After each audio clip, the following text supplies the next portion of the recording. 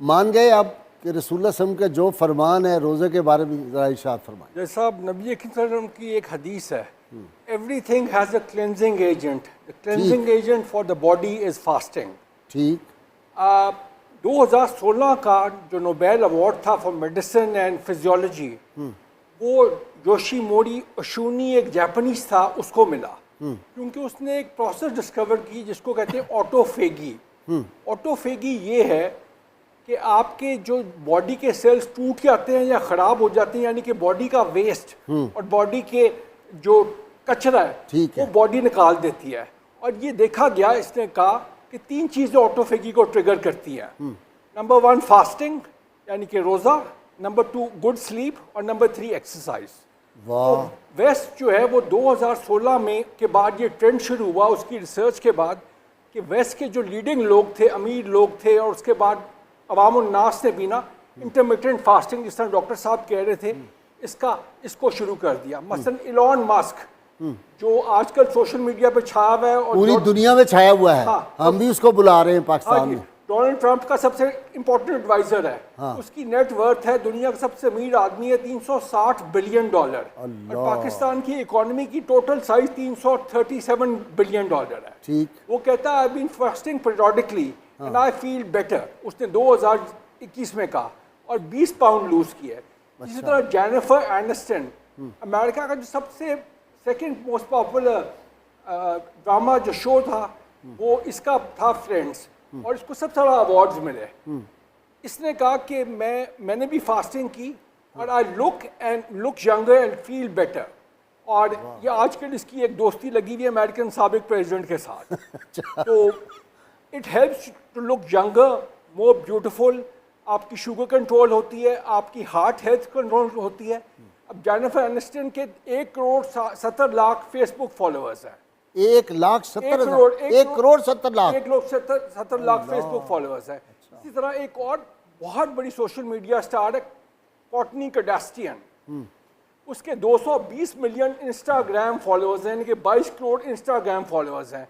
उसने भी 2020 में लिखा कि मैं आई मस्ट से कि जो इंटरमिटेंट फास्टिंग है, जिसको ये कहते हैं कि आप एक स्पेसिफिक टाइम के लिए ना कुछ नहीं खाते, मसलन 16 घंटे आपने कुछ नहीं खाना, 8 घंटे आपने कुछ खाना है, या आपने 5 दिन नॉर्मल खाना है और 2 दिन सिर्फ 600 कैलोरीज लेनी है। ठीक। उसने ये किया और उसने उसकी बॉडी और उसकी जिस्म और उसका क्या कहते हैं, she look younger and better and much more healthier because of that. बदर साहब, अगले आपकी बात करूंगा। आज चूँकि हमारे साथ उसामा है, इससे हम फ़ायदा उठाना चाहते हैं। उसामा, नॉर्मली लोग कहते हैं मैं और बदर साहब तो रेगुलर वॉक करते हैं, लेकिन हमारे बाज़ दोस्त हैं वो कहते हैं रोज़ा रख के कैसे वॉक हो सकती है। आप बताओ कि सहरी अगर इसके बाद या सहरी से पहले, इफ्तार से पहले, इफ्तार से बाद कौन कौन सी एक्सरसाइज कैसे करनी चाहिए? जी बिस्मिल्लाहिर्रहमानिर्रहीम। जी। एक्सरसाइज और रमज़ान और फास्टिंग, इंटरमीडिएट फास्टिंग, ये हमारी सेहत के लिए बहुत ज़रूरी है। ठीक है ना। जैसे कि अब जैसे मैं ब्रिटिश बाहर के, अब आप इंटरनेशनली देखें तो वर्ल्ड वाइड ये इंटरमीडिएट फास्टिंग बड़ी फेमस होती जा रही है। ठीक है। जो कि हमारे नबी हज़रत मोहम्मद सल्लल्लाहु अलैहि वसल्लम ने हमें 1400 साल पहले ही जो इसकी जो है ना वो बता दिया था, सारा तालीम दी थी, और हम उस पर मुसलमान अमल करते आ रहे हैं। पूरा साल जो है हम लोग वो खाते हैं, और एक मंथ जो है रमज़ान का एक ऐसा आता है जिसमें हम फास्टिंग करते हैं। अच्छा, ये फास्टिंग इतनी ज़रूरी है कि जितनी इंसान के अंदर बीमारियां हैं, जैसे कोलेस्ट्रॉल, हार्ट डिजीज़, आपकी आर्टरीज़ की डिजीज़, ठीक है, और स्टमक की, ये शुगर, इंसुलिन सेंसिटिविटी, जैसे डॉक्टर साहब ने बात की, ठीक है ना, ये इसी से ही कंट्रोल होती है। क्योंकि पहले दौर में कॉन्सेप्ट था कि हर 2 घंटे बाद आप कुछ ना कुछ खाएं, स्नैकिंग करें, ठीक है ना, जो कि बहुत बुरी तरह फेल हो गया है।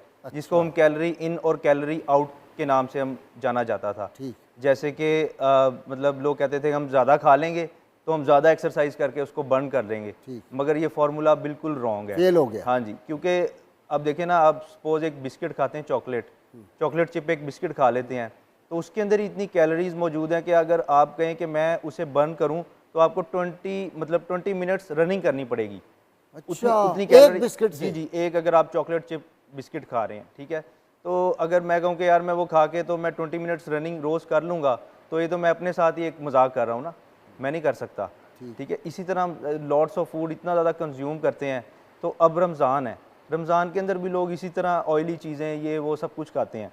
अगर तो आप रमज़ान में प्रॉपर एक डाइट प्लान हेल्दी वे में करें और साथ एक्सरसाइज करें, तो आपका वेट भी 100% रिड्यूस होगा और आपकी हेल्थ भी जो है ना वो। एक्सरसाइज बताओ ना कि तुम्हारी तरह डंड हो जाए, मेरे भी ज़रा बताओ अच्छा, ना। एक्सरसाइज में ये है कि कुछ जो तो नॉर्मल जिम गोइंग लोग हैं, जो बॉडी बिल्डर हैं या मेरी तरह हैं, वो तो सेम इसी तरह रूटीन में एक्सरसाइज करेंगे, लेकिन उनका जो बेस्ट टाइम एक्सरसाइज का है ना, वो अफ्तारी के बाद है, मतलब सहरी से पहले, सहरी से पहले करेंगे, क्योंकि सारा दिन उन्होंने खाया पिया होगा, उनकी बॉडी में एनर्जी होगी कि वो वर्कआउट हिट कर सकें।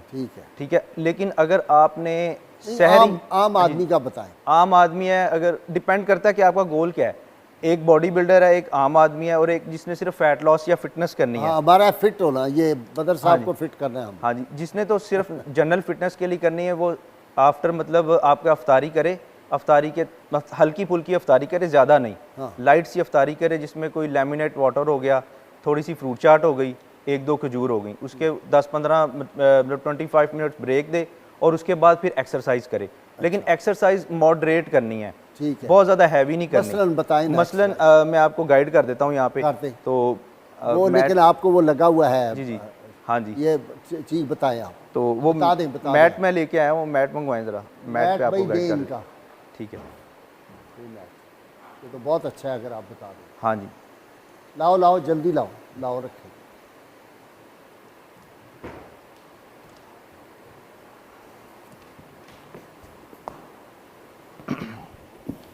जी, अच्छा, सबसे पहले आपने लाइट जो बंदा न्यू कमर है, जिसका मतलब कि इतना ज़्यादा नहीं जो इन बॉडी बिल्डिंग या एक्सरसाइज में, वो सबसे पहले अपना ना, सबसे पहले ज़रूरी सबसे ये है कि आप शोल्डर से शुरू करें। ठीक है, अपर बॉडी इसको आप सर्कल्स करें। ठीक है, आप इसे करते रहें, पहले क्लॉकवाइज करें। ठीक है, 20 सेकंड क्लॉकवाइज करते रहें, फिर आप इसको 20 सेकंड एंटी क्लॉकवाइज करेंगे, दिस वे। ठीक है, ये बिगिनर्स के लिए बता रहा हूँ, जिन्होंने स्टार्ट करनी है रमज़ान के अंदर। ठीक है, इसको 4 टाइम्स आप रिपीट करें।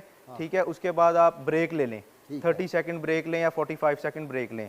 उसके बाद नेक्स्ट एक्सरसाइज आपकी आ जाएगी स्टैटिक जॉगिंग। स्टैटिक जॉगिंग में आप सीधे खड़े रहें। ठीक है, ये 1 2 1 2 1 2, इसे आप परफॉर्म करें तकरीबन 5 मिनट्स। ठीक है, 5 मिनट्स इसे आप करते रहें, और जिसका 5 मिनट का स्टैमिना नहीं है वो इसको 2 मिनट कर सकता है। ठीक है, उसके बाद आप फिर ब्रेक ले लें, इसके 4 to 5 सेट्स परफॉर्म करें। उसके बाद नेक्स्ट थर्ड एक्सरसाइज, ये लाइट इम्पैक्ट एक्सरसाइजेज हैं, जो बिगिनर है। ठीक है, वो आप स्टैंडिंग जॉगिंग। ठीक है, एक जगह पे खड़े रह के, अब मेरा माइक लगा हुआ है पीछे, माइक, खैर आप इस तरह इसको करते रहें। ठीक है, इसको भी आप 1 मिनट परफॉर्म करें, 1 मिनट परफॉर्म करें, उसके बाद ब्रेक ले लें, ब्रेक लें, इसको 4 to 5 सेट इसके आप करें। ठीक है, ये होगी 3 एक्सरसाइजेज। हमारी जो चौथी एक्सरसाइज है वो साइड लेग रेजेज है। ठीक है, साइड लेग रेजेज में आप स्टैंडिंग पोजीशन में खड़े रहेंगे।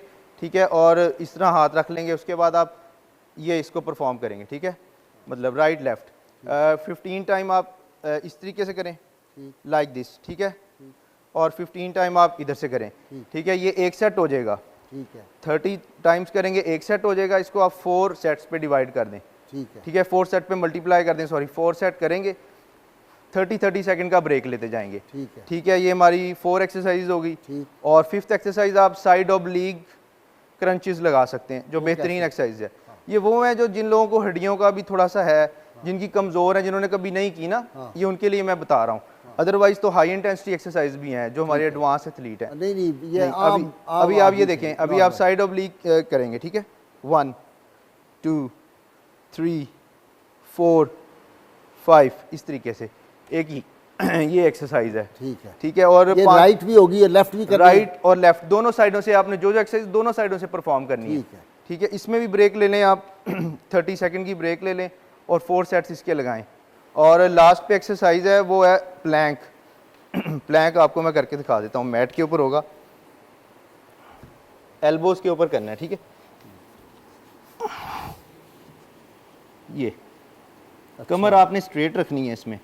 ठीक है, ज़्यादा नीचे नहीं जाने देनी, या बहुत ज़्यादा ऊपर नहीं आने देनी। ठीक है, स्ट्रेट रखनी है। और इसको आप जितनी देर आप इजीली परफॉर्म कर सकते हैं आप करें, ठीक है। How many times?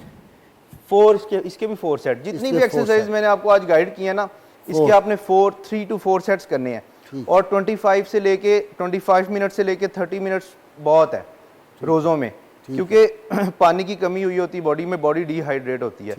ठीक है। तो ये होगी हमारी एक्सरसाइजेज जो नॉर्मल एक बिगिनर के लिए हैं। बाकी आप एडवांस के लिए लेते हैं, वो मैं आपको गाइड कर दूंगा अगर आप कहेंगे। नहीं, एडवांस की हमें ज़रूरत नहीं, हमें तो ये है कि ये अच्छा। लेकिन वही बात जो डॉक्टर साहब से सवाल है वो आपसे है। जी, अब 5,000 रुपया दिया है मैंने इफ्तार के लिए किसी रेस्टोरेंट में, सही, तो वो आप पैसे कैसे ना पूरे करें? वो आप कर रहे हैं, लेकिन ये है कि फिर वो जो बाद में डॉक्टर्स को देने पड़ेंगे पैसे, वो भी उसका भी बजट देखना पड़ेगा। अच्छा, हाँ जी, नबिया जो है ये मेरा ख्याल है बड़ा कंट्रोल करती है, ये सारे पैसे ज़ाया करेगी अगर जाएगी इफ्तार पे। जी जनाब। सर देखें, एक तो पहले रोज़ादार के लिए जो है वो खुशखबरियाँ भी हैं, रोज़ादार के लिए जो है वो नेमतें, रहमतें, बरकतें, महीना बहुत बड़ा आ गया है। लेकिन एक्सरसाइज है रोज़ा, बेसिकली एक्सरसाइज सिर्फ आपकी जिस्मानी नहीं है बल्कि जहनी भी है।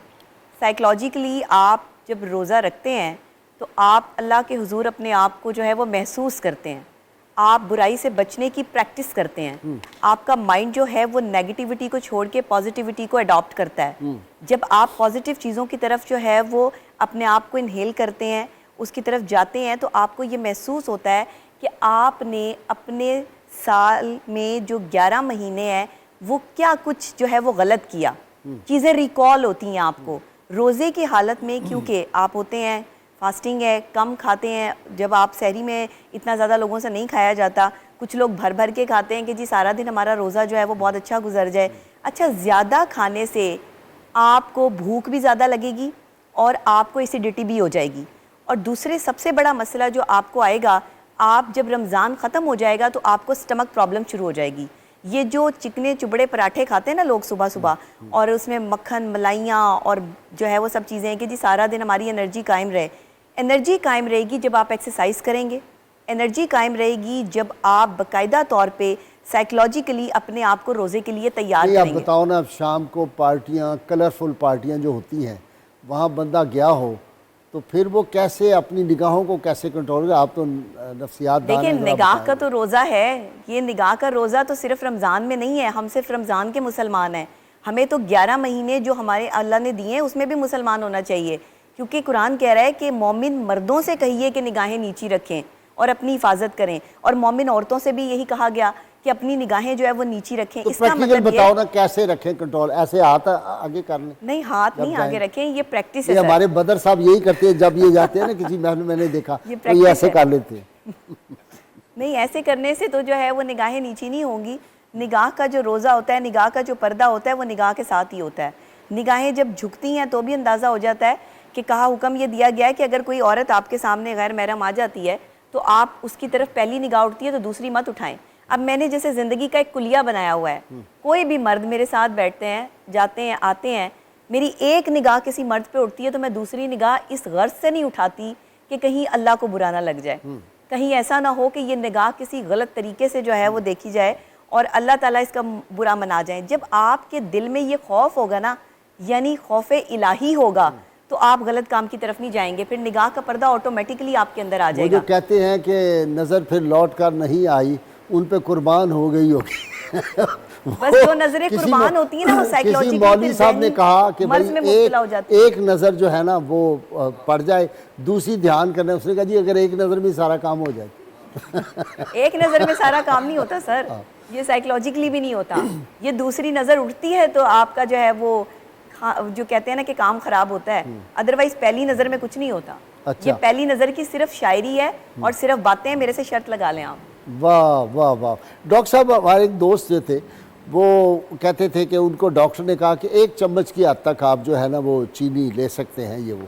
तो जब वो चाय पीते थे तो वो कहते 1 चम्मच 4 दफ़ा डाल दे, बस डॉक्टर ने कहा 1 चम्मच।